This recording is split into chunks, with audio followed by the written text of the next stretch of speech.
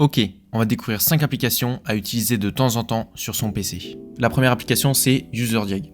Alors, si vous voulez télécharger UserDiag, vous pouvez cliquer sur le premier lien dans la description, ou alors vous allez sur internet et vous écrivez UserDiag et normalement vous devrez arriver sur ce site-là. Donc pour télécharger UserDiag, c'est très simple, il vous suffit de cliquer sur le bouton télécharger UserDiag et normalement une fois que c'est téléchargé, vous n'aurez qu'à ouvrir l'application. Donc ce que je vous conseille, c'est d'ouvrir l'application en tant qu'administrateur, ce sera plus simple par la suite. Donc une fois que l'application s'ouvre, elle vous fait une vérification des mises à jour, voir si vous êtes bien à jour. Et lorsque vous êtes donc sur l'application, il y a 4 types de diagnostics qui sont possibles. Le premier diagnostic, c'est afficher la configuration de l'ordinateur. Donc si vous voulez savoir les composants qui sont sur votre PC, les modèles, les fabricants et tout ce genre de choses, ça va vous chercher votre configuration de PC et ça vous donnera des informations sur le PC sur lequel vous êtes. Ensuite, les 3 autres diagnostics, ce sont ceux-là. Donc le diagnostic qui va être le plus utile et qui vous servira dans 90% des cas, c'est le diagnostic rapide.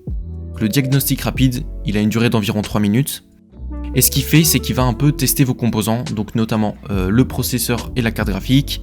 Il va chercher un peu les problèmes qu'il y a potentiellement sur votre ordinateur. Et il va également vous afficher la configuration de l'ordinateur. Donc si vous voulez savoir un peu, c'est expliqué en dessous ce que ce diagnostic-là il fait. Ensuite, les 2 autres diagnostics, c'est des diagnostics qui sont à utiliser dans des situations un peu particulières. Par exemple, si vous êtes sur un PC portable et que vous voulez savoir si votre PC tient bien les jeux vidéo sur le long terme, que vous faites souvent des exportations de fichiers, que vous faites des rendus vidéo, ou alors que vous êtes sur votre tour et que vous voulez savoir si l'airflow à l'intérieur de votre boîtier fonctionne bien et que ça ne fait pas trop chauffer les composants, le mieux ce sera de faire un diagnostic long qui est entre guillemets classique, c'est-à-dire qu'il est assez représentatif des performances et de la température qu'il y aura à l'intérieur de votre boîtier en fonction des situations dans lesquelles vous serez. Donc notamment si vous faites du jeu vidéo ou que vous faites de l'exportation de fichiers, des rendus ou ce genre de choses. Ce diagnostic-là sera intéressant. Le dernier diagnostic, c'est un diagnostic extrême. Donc les situations dans lesquelles on utilise sont assez rares, on va dire.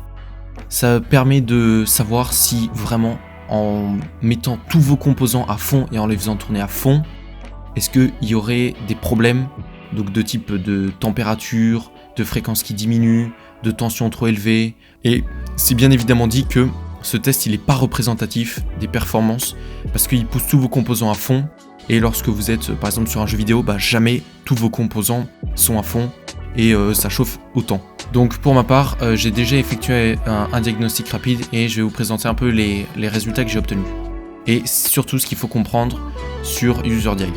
Lorsque vous arrivez sur UserDiag et que vous avez fait votre test, la première chose qu'il va vous présenter, ce sont les problèmes identifiés et les conseils. Donc si par exemple vous voulez avoir des informations complémentaires, vous cliquez dessus et il vous précisera les informations de pourquoi est-ce qu'il ne faut pas les utiliser et qu'est-ce que lui il recommande de faire. Donc là on peut voir que CCleaner, je sais pourquoi il me le dit que ça fonctionne, enfin que c'est pas recommandé, parce que il fait des nettoyages du registre qui sont pas spécialement positifs. Il supprime des fichiers du cache, mais bon, généralement Windows le gère très bien ces fichiers de cache. Donc les modifications qui ont été apportées par Driver Searching, c'est des mises à jour de drivers. Alors je vous recommande vraiment pas de faire ça. C'est d'utiliser des applications, notamment CCleaner, Driver Booster et ce genre d'applications permettent de mettre à jour vos drivers, vos pilotes qui fonctionnent sur les composants de votre ordinateur. Et généralement, c'est pas une bonne chose à faire. Donc là, si par exemple vous voulez avoir des informations sur la modification qui ont été apportées, de pourquoi est-ce qu'il ne faut pas l'utiliser, vous pouvez lire ça, c'est très intéressant. J'avais fait un autre test pour vous montrer un peu les résultats que j'avais. Et par exemple, là on peut voir qu'il me dit que mon processeur surchauffe. Donc c'est normal parce que le test a été effectué sur un PC portable. Donc qui dit PC portable dit refroidissement pas très... le refroidissement n'est pas optimal. Donc c'est normal qu'il y ait un peu une surchauffe du processeur. Donc une fois que vous avez lu les problèmes, vous avez d'autres informations. Donc vous avez des informations sur le diagnostic. Les informations sur ce diagnostic ne sont pas très importantes. Ce qui nous va nous intéresser via ce logiciel-là, ce sont les informations suivantes. Là, on peut voir que le test a été effectué sur un PC portable. Si par exemple, vous avez effectué ce test donc sur votre tour, ce sera écrit carte mère et ça vous donnera des informations qui seront très utiles, notamment le fabricant, le modèle et le nom plus ou moins de la carte mère. Ce qui va être intéressant, c'est par exemple si vous voulez mettre à jour les drivers de votre carte mère, vous aurez déjà le nom du fabricant et le modèle. Ce qui est aussi intéressant avec UserDiag, c'est que lorsque vous cliquez, donc lorsque vous avez le modèle, par exemple ici on peut voir qu'il y a un petit icône. Et lorsque vous cliquez dessus, ça va vous envoyer vers une autre page de UserDiag avec des tests qui ont été déjà effectués avec les mêmes composants. Généralement, ce qui revient, ce sont les informations donc, de la carte mère, les informations du processeur et les informations de la carte graphique, même s'il se peut qu'il y ait des informations, notamment de la mémoire ou du stockage. Lorsque vous arrivez là-dessus, vous pouvez un peu comparer. En fait, l'avantage de ce logiciel-là, c'est que ça permet un peu de comparer, de voir, par exemple, vous, avec tel processeur et telle carte mère, vous avez obtenu, par exemple, une température qui était très élevée, et vous vous demandez un peu si des personnes qui ont eu à peu près la même configuration ont eu le même type de problème ou pas. Et ça vous permet d'avoir des informations, de savoir si les autres personnes ont eu les mêmes problèmes que vous ou pas. Donc c'est très utile et ça fonctionne bien. Donc là on peut voir que comme j'ai effectué ce test sur mon PC portable, il me donne des informations un peu sur la batterie, sur sa santé de vie, l'autonomie estimée, même si bon, l'autonomie estimée est à chaque fois fausse. Ensuite, ça vous donne des informations sur votre BIOS, notamment si vous voulez mettre à jour votre BIOS, ça peut être très utile parce que vous avez l'éditeur du BIOS et vous avez votre version. Cette version, c'est très important parce que ça vous permet de savoir si vous avez les dernières versions du BIOS qui est activée ou pas activée. Ensuite, vous avez votre boot mode. Typiquement, si vous voyez des petits points en dessous, ça vous permet d'avoir des informations supplémentaires. Donc là, on peut voir que les deux types de boot mode qui sont disponibles, c'est soit le UEFI, soit le Legacy. Le UEFI, c'est ce qui est récent et c'est ce qui est utilisé dans la majorité des cas. Ensuite, vous avez des informations, par exemple, si votre TPM est activé ou pas, si le Secure Boot est activé ou pas. Vous avez aussi des informations sur Windows, votre version de Windows, quand est-ce qu'elle a été installée, le démarrage rapide, s'il est activé ou pas activé. Le démarrage rapide, je vous conseille de le désactiver. Vous avez des informations sur si l'isolation du noyau est activée et aussi sur votre antivirus. Mais ce qui va aussi nous intéresser, c'est les informations suivantes. Premièrement, c'est le processeur. Le processeur, encore une fois, si vous cliquez là-dessus, vous avez des informations sur votre processeur et vous pouvez savoir les tests qui ont été effectués avec d'autres processeurs du même type. Vous avez des informations donc, du profil d'alimentation qui a été utilisé, de la fréquence de base, les fréquences minimales et maximales, sa consommation et son voltage. Mais ce qui est le plus intéressant, c'est sa température. Si vous voyez que votre processeur a une température minimale qui est très élevée et une température maximale qui est très élevée, c'est que probablement votre refroidissement ne fonctionne pas très bien ou que votre refroidissement a beau fonctionner, mais comme typiquement dans mon cas, je suis sur un PC portable, 82 degrés, c'est beaucoup, mais c'est normal, vu que le refroidissement n'est pas optimal. Si par exemple vous avez un boîtier et que vous obtenez des températures qui sont élevées, soit c'est parce que vous avez mal appliqué la pâte thermique, soit lorsque vous avez mis votre ventirad, c'était soit un mauvais ventirad, ou alors vous n'avez pas enlevé la petite cache en plastique dessous. Enfin, ça peut être dû à plein de choses, notamment si l'airflow à l'intérieur de votre PC fonctionne bien ou pas. Mais c'est très important parce que ça vous permet d'avoir des informations, de savoir si globalement vos composants fonctionnent. Alors bien évidemment, comme ça fait un benchmark, c'est logique que la température maximale soit élevée. Ensuite, vous avez des informations sur votre carte graphique, donc c'est un peu la même chose que le processeur. Vous avez le nom du fabricant, vous avez la taille de la VRAM, vous avez sa finition de gravure, vous avez sa consommation, donc par exemple vous pouvez savoir si c'est une carte graphique qui consomme beaucoup ou pas. Et encore une fois, vous avez des informations intéressantes sur la température, savoir si par exemple votre température est très élevée, enfin que votre processeur, sa température est faible et que votre carte graphique est très élevée. Soit c'est parce que vous avez une ancienne carte graphique, soit c'est parce que votre carte graphique elle a été plutôt mal placée, ce qui fait qu'elle a du mal à se refroidir. Mais ce logiciel-là, il est très intéressant parce qu'il vous permet d'obtenir beaucoup d'informations sur le fonctionnement global de votre ordinateur et surtout un peu s'il y a des problèmes ou il n'y a pas de problème. Ensuite, vous avez des informations sur votre mémoire, c'est-à-dire la taille de la mémoire, le type de la mémoire, si c'est de la DDR3, de la DDR4, de la DDR5, le pourcentage d'utilisation, certains commentaires, ce genre de choses, le nombre de slots de RAM que vous avez et si les slots sont utilisés ou pas. Votre stockage, vous avez des informations qui sont utiles sur votre stockage, mais par la suite, je vais vous présenter une application qui permettra un peu de préciser certaines choses et d'avoir certains éléments qui sont un peu plus intéressants.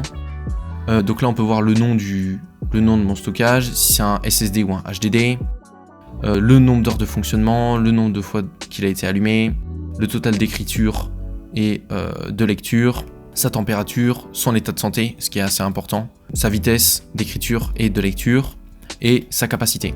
Vous avez aussi des informations sur votre écran, savoir sa résolution, sa fréquence et tout ça. Dans une deuxième partie, vous avez des informations sous format graphique. Il y a 3 types, on va dire, de détails, enfin 3 types d'ensemble. Donc il y a la vue d'ensemble, il y a les fréquences détaillées et il y a autres. Donc dans vue d'ensemble, ça vous permet donc d'avoir une vue d'ensemble, ce qui est assez logique, de votre processeur.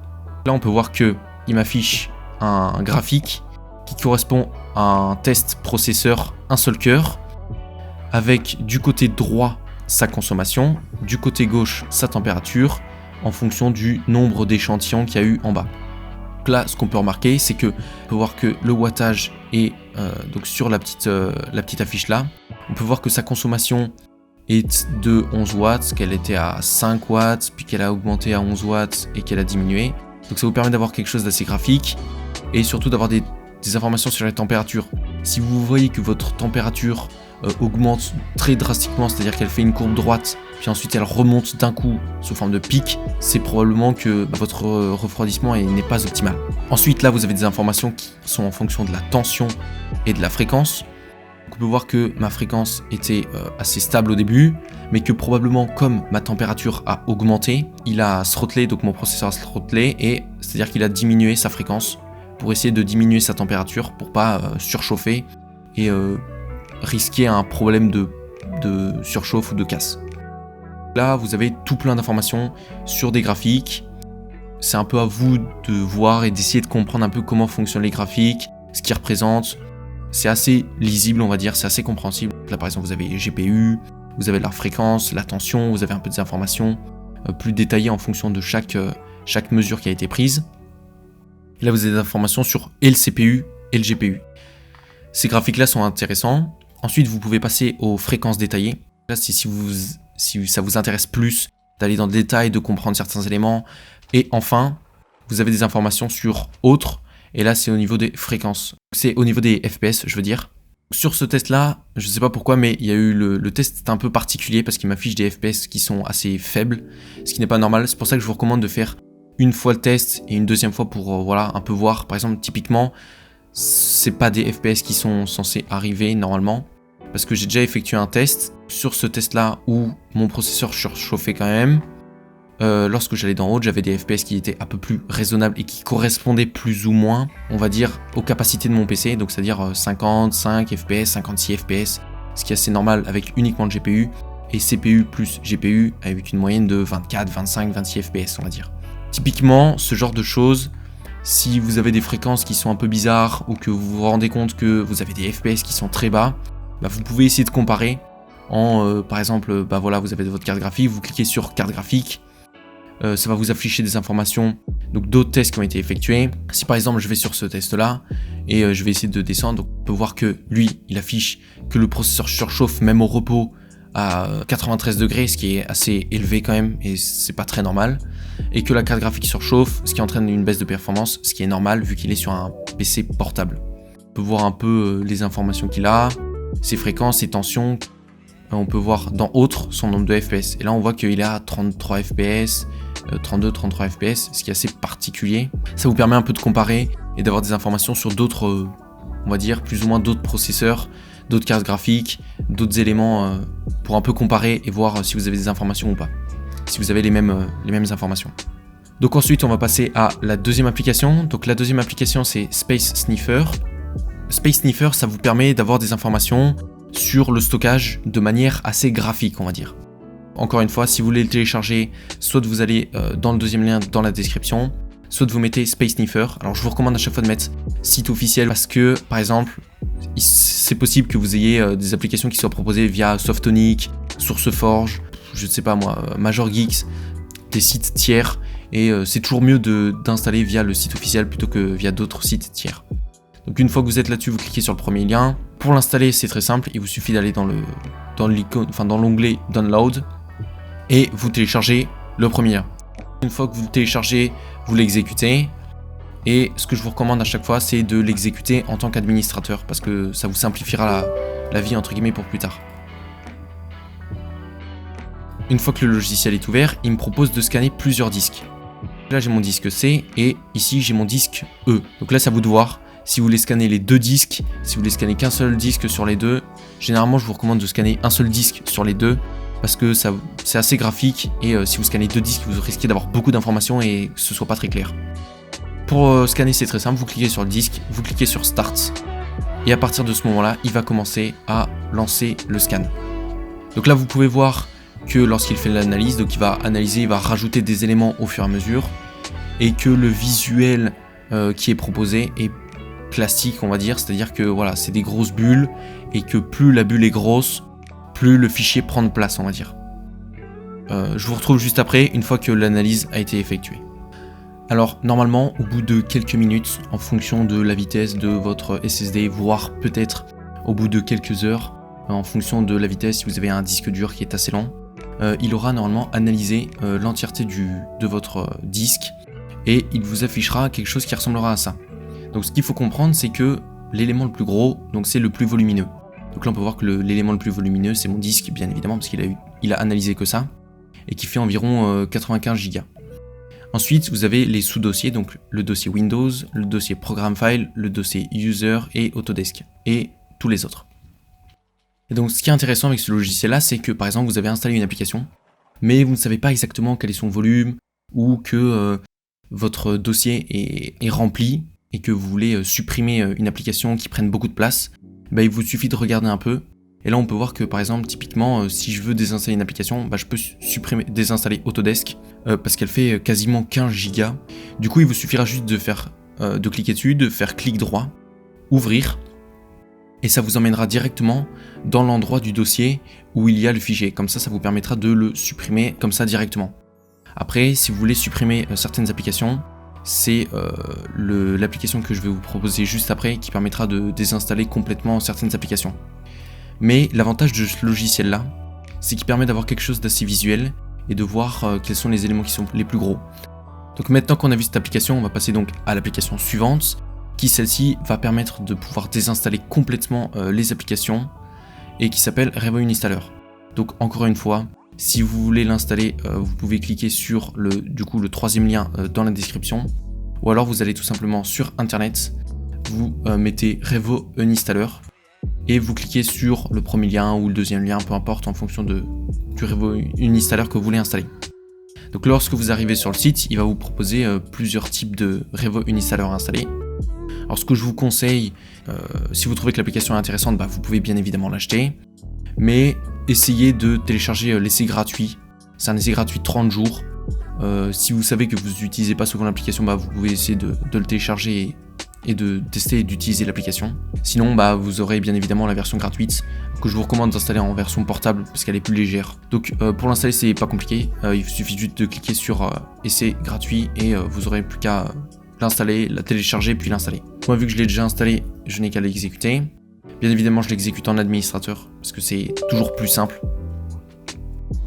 Et une fois que l'application est démarrée, ce que je vais vous recommander à chaque fois que vous installez une application, de toujours vérifier s'il n'y a pas des paramètres à gérer et à s'occuper parce qu'il y a certaines choses qu'il faut désactiver. Les programmes sont dans les trois petits points là, il suffit de cliquer dessus et d'aller dans les options. Une fois que vous allez dans les options, il va vous afficher une nouvelle icône et ça vous permettra de modifier certaines choses. Donc par exemple, si vous voulez modifier la langue, vous pouvez bien évidemment modifier la langue. Et normalement, lorsque vous aurez démarré votre installer, il y aura ces deux éléments-là qui seront cochés, peut-être aussi d'autres éléments. Ce que je vous conseille, c'est de décocher les mises à jour automatiques en arrière-plan et de vérifier les mises à jour au démarrage. Donc ensuite, après, c'est un peu à vous d'essayer de chercher dans les paramètres les réglages qui sont les plus intéressants en fonction de ce que vous avez mis, enfin de ce que vous souhaitez surtout. Donc je vais vous présenter un peu à quoi ressemble le logiciel. Donc vous avez deux parties. Vous avez la partie outils, donc la partie outils c'est ça, et la partie désinstalleur c'est cette partie-là. Vous avez différents onglets. Dans le premier, c'est tous les programmes qui sont affichés. Donc là, ça va vous lister tous les programmes que vous pouvez potentiellement désinstaller. Donc pour désinstaller, c'est pas compliqué.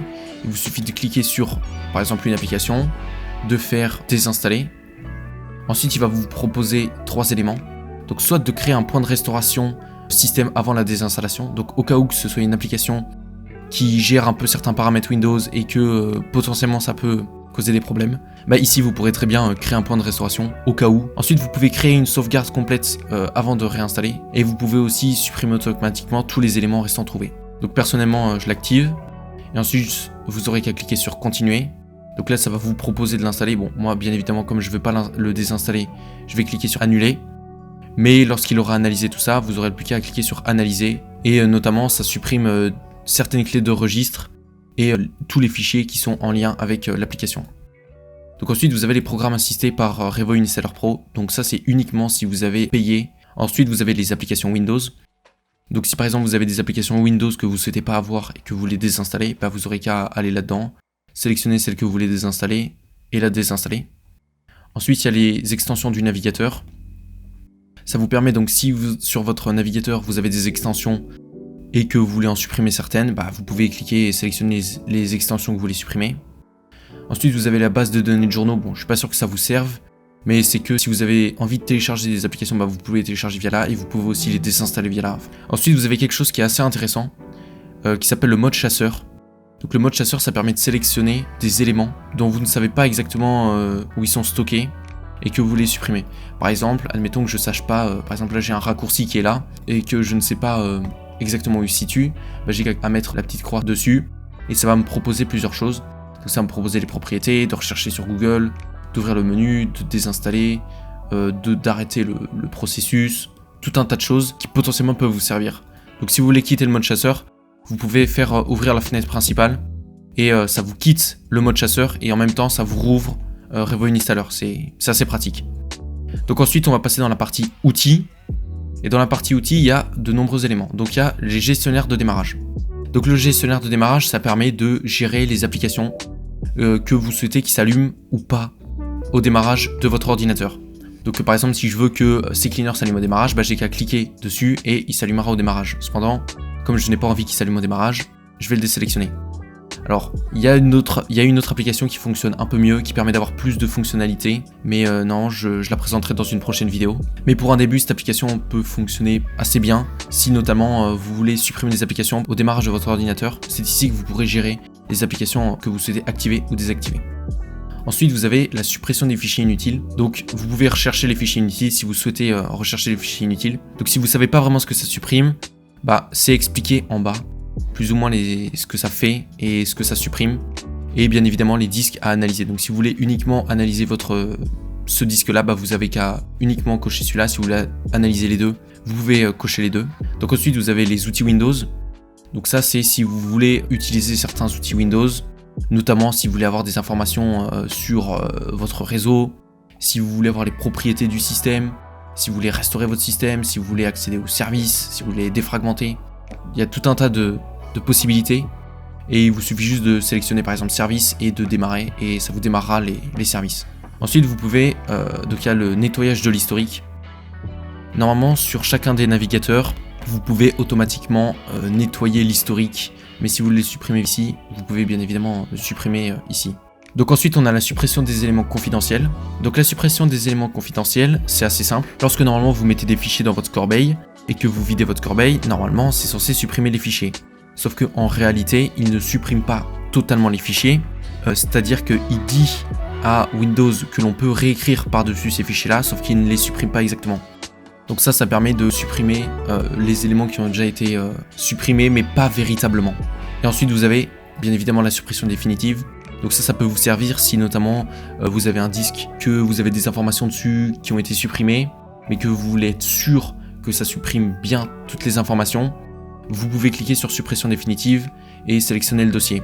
Cependant, il y a quelque chose qui fonctionne très bien dans Windows qui permet de formater un disque complètement. Et de ne pas faire un formatage rapide, mais de faire un formatage entre guillemets lent, qui permettra de réécrire toutes les données par des zéros. Ce qui fera que le disque sera complètement vide et que personne ne pourra plus jamais récupérer des informations. Et ensuite, vous avez le gestionnaire de sauvegarde. Donc ça, c'est si vous avez des sauvegardes. Maintenant, on va passer au quatrième logiciel, qui est Crystal Disk Info. Donc encore une fois, si vous voulez l'installer, vous avez le lien dans la description. Sinon, bah, vous pouvez aller sur Internet. Vous écrivez Crystal Disk Info et vous cliquez donc sur le premier lien en vérifiant bien que vous êtes sur le site officiel, pas sur Cubic ou 01net. vous cliquez dessus. Donc Crystal Disk Info, ça vous permet donc d'avoir des informations sur votre disque. C'est un peu ce que j'ai expliqué au début avec UserDiag, mais cette fois-ci de manière un peu plus poussée. Donc il y a deux types d'installations. Il y a l'installation classique via Crystal Disk Info. Il y a des installations un peu graphiques, donc ça vous permet d'avoir ce type de graphique là si ça vous intéresse. Et sinon, il y a Crystal Disk Mark. Donc ça c'est assez utile si vous voulez faire des benchmarks et tester la vitesse de votre disque ou de voir un peu ses températures et un peu la vitesse d'écriture, de lecture. C'est assez utile, mais nous, ce qu'on va s'intéresser, c'est Crystal Disk Info classique pour avoir des informations sur le disque. Donc moi je vais l'exécuter. Donc une fois que vous l'avez téléchargé, c'est simple, vous aurez qu'à l'exécuter. Donc encore une fois, je vous recommande de l'exécuter en tant qu'administrateur. Et lorsqu'il se lance, c'est possible que vous ayez un son au démarrage. Donc c'est pour ça qu'on va commencer encore une fois par essayer d'aller dans les paramètres. Pour Crystal Disk Info, ça se situe dans Fonctions et dans Fonctionnalité d'alerte. Donc si par exemple alerte sonore était activée, vous aurez qu'à aller dans Fonctions, Fonction d'alerte et cliquer sur Alerte sonore. Comme ça, vous n'aurez plus les alertes sonores à chaque fois que vous démarrez Crystal Disk Info. Dans Crystal Disk Info, ce qu'il faut comprendre, c'est que en haut, vous avez les disques. Ici, c'est écrit donc l'état de santé, la température, et vous avez les informations un peu détaillées. Donc ce qui est important, c'est surtout l'état de santé. Donc ici, on peut voir que sur ce disque-là, il me met que mon état de santé est bon à 89%, que sa température est environ à 30 degrés, ce qui est assez normal. Et ici, vous avez des informations un peu plus poussées sur son nombre total de lecture. Donc ici, on peut voir qu'il a écrit qu'il a lu 42 Tera de fichiers, qu'il a écrit un total d'environ 30 terabits d'informations. Donc ça vous permet d'avoir des informations assez poussées un peu là-dessus. Vous avez le nombre d'allumages et le nombre d'heures de fonctionnement. Voilà, vous avez des informations un peu là-dessus. Et si vous voulez vous y intéresser, vous pouvez. Là où ça va être intéressant, c'est que sur mon deuxième disque, donc mon disque dur, il est écrit prudence. Donc vous avez trois types. Vous avez très bon, vous avez prudence et vous avez danger, il me semble. Donc ici on peut voir que lorsque je clique sur prudence, il me dit prudence 0,5, nombre de secteurs réalloués 28. On peut voir que le problème ici, c'est que le nombre de secteurs réalloués, donc on peut voir dans ce tableau-là, c'est que tout ce qui est en bleu, c'est bon, tout ce qui est en jaune, c'est prudence, et ce qui est en rouge, c'est danger, on va dire. Si vous avez un seul élément ici en jaune marqué prudence, pas la peine de vous inquiéter, vous pouvez chercher ce que c'est bien évidemment, pour essayer de savoir si c'est dangereux, s'il faut remplacer le disque, si vous devez sauvegarder vos fichiers sur un autre disque parce que ce disque risque de lâcher, ça vous permet de prévenir un peu du problème. Si par contre vous avez de nombreuses pastilles rouges, jaunes, un peu partout, faites attention, sauvegardez vos informations, mettez-les sur un autre disque parce que ça risque d'être assez dangereux. Après c'est un peu à vous de voir. Ensuite vous avez des informations donc sur la vitesse de rotation de votre disque, sur son nombre d'allumages et le nombre d'heures de fonctionnement. Alors surtout ce qui fait l'usure d'un disque, c'est son nombre d'allumages et ses heures de fonctionnement bien évidemment. Maintenant on va passer à la cinquième et dernière application qui est File Convertor. Donc File Convertor, c'est une application qui permet, comme dit dans le nom, de convertir des fichiers. Donc l'application, il suffit de descendre. Donc soit bien évidemment vous allez dans la description le lien pour accéder au site, soit vous recherchez, vous descendez un peu et c'est cette application là. Donc vous cliquez dessus. Pour l'installer, c'est assez simple, il suffit juste de cliquer sur Download pour Windows et l'application sera installée. Donc je vais vous présenter un peu comment l'application fonctionne et comment l'utiliser. Admettons que vous ayez des éléments, donc ici on peut voir que ce sont des images au format JPG et que je veuille les convertir. Une fois que j'ai installé l'application, il suffit juste de cliquer sur l'image, de faire un clic droit et vous pouvez voir que ce petit élément est apparu. Si par exemple vous voulez modifier un peu et configurer la manière de convertir, par exemple on peut voir qu'il y a des modes qui sont proposés comme le Small PNG à 25%, ce qui fait que ça réduit la résolution de l'image, ce qui permet d'alléger les fichiers. Et on peut voir ici que j'ai modifié, personnellement j'ai rajouté 2 profils en plus, mais pour ça vous pouvez cliquer sur configurer les presets, ce qui vous permet de rajouter certaines options. Par exemple, si vous voulez convertir certains éléments en MKV, vous aurez qu'à cliquer sur MKV et configurer les presets. Alors, ce que je vous recommande, si par exemple vous voulez convertir un élément au format Small PNG de 7,5%, vous cliquez là-dessus. Vous aurez qu'à cliquer sur le petit plus, ça va vous dupliquer le preset, donc là vous le renommerez comme vous voulez, donc si vous voulez small PNG, je sais pas moi, 7,5%, bah vous aurez qu'à mettre 7,5% et vous pourrez ensuite modifier les réglages. Donc c'est-à-dire que lorsque vous avez une échelle, donc là vous pouvez modifier l'échelle. Cette application elle est intéressante surtout pour diminuer la qualité. Par exemple, si je veux la mettre à 7,5, donc il n'y a que certains modes qui sont disponibles. Par exemple, vous pouvez avoir 7,5%, 12,5%, 25%, 50%, 75%, 100%, etc. Donc là, si je veux mettre 7,5%, j'ai plus qu'à mettre ça. Si je veux qu'en même temps qu'il convertisse l'application en PNG et que il le réduise de 7,5%, qu'il le tourne d'un angle de 90, 180 ou 270 degrés, je peux sélectionner ça. Vous pouvez aussi rajouter des éléments. Donc par exemple, si je veux qu'il puisse convertir aussi des éléments au format PDF, bah, je peux sélectionner format PDF. Et vous pouvez aussi sélectionner le format de destination. Donc si vous voulez un JPG ou un WP ou un ICO, c'est à vous de voir comme vous voulez. Donc si cette vidéo vous a intéressé, vous pouvez vous abonner, vous pouvez liker et on se retrouve dans une prochaine vidéo.